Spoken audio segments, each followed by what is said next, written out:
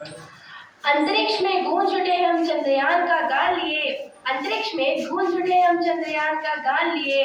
चांद तिरंगे रंग में रंगा नई एक पहचान लिए। आदरणीय प्राचार्य महोदय, शिक्षकगण एवं मेरे प्यारे भाइयों बहनों, आप सभी को मेरा सुप्रभात। आज हम सभी यहाँ पर प्रथम राष्ट्रीय अंतरिक्ष दिवस 2024 मनाने के लिए एकत्रित हुए हैं। आज भारत की अंतरिक्ष यात्रा की महान उपलब्धियों का यशगान करने का दिन है। आज का दिन विशेष रूप से चंद्रयान 3 की सफलता को मनाने का दिन है।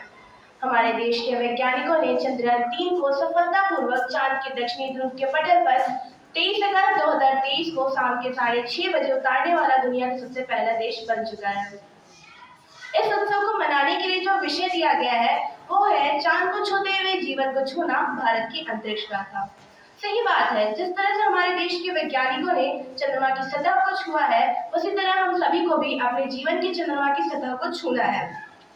आज का ये दिन इसरो के निरंतर तथा अथक प्रयासों से संभव हो पाया है। भारत में अंतरिक्ष विज्ञान का जनक डॉक्टर विक्रम साराभाई को माना जाता है।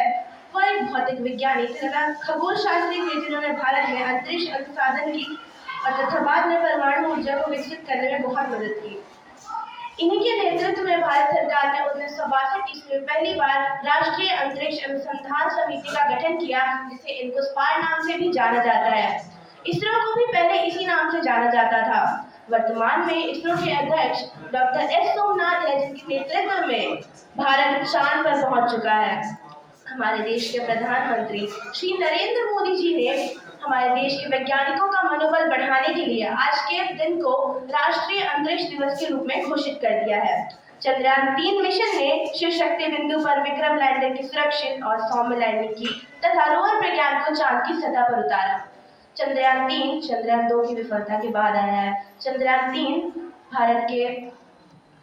3 अंतरिक्ष रहस्य तथा चंद्रमा के रहस्य को जानने के लिए भारत की प्रतिबद्धता को प्रदर्शित करता है। चंद्रयान 3 को 14 जुलाई 2023 को दोपहर ढाई बजे सतीश धवन अंतरिक्ष केंद्र से लॉन्च किया गया था। 24 अगस्त 2023 को शाम के 6:30 बजे रोवर प्रज्ञान को चांद की धरती पर उतारा गया था। इसका उद्देश्य चंद्रमा की धरती पर रोवर को घुमाना और ध्रुवीय क्षेत्र के पास चंद्रमा की सतह के ऊष्मीय गुणों को मापना, रासायनिक संरचना को प्राप्त करना तथा खनिज संरचना का अनुमान लगाना था। हमारे देश के प्रधानमंत्री जी ने कहा है, हालांकि भारत चंद्रमा के उस स्तर पर पहुंच चुका है जहां अभी तक दुनिया का कोई देश नहीं पहुंचा है, मगर भारत की सफलता को एक भारत, एक विश्व, एक पृथ्वी, एक परिवार बनाने की एक दिशा के रूप में, एक कदम के रूप में देखा जाना चाहिए। अर्थात ये वसुधैव कुटुंबकम की ओर दर्शाता है। चांद पे जाना हमेशा से ही भारतीय मानस का स्वप्न रहा है। हमारे देश के वैज्ञानिकों ने इस स्वप्न को सच कर दिखाया है। अतः हम ये कह सकते हैं कि कई संस्थान चांद के स्पर्श को जीवन के स्पर्श से जोड़ेंगे। अंत में मैं यही कहना चाहती हूँ कि मंगल पर तो पहले पहुंचे थे, अब चांद विजय कर लिया।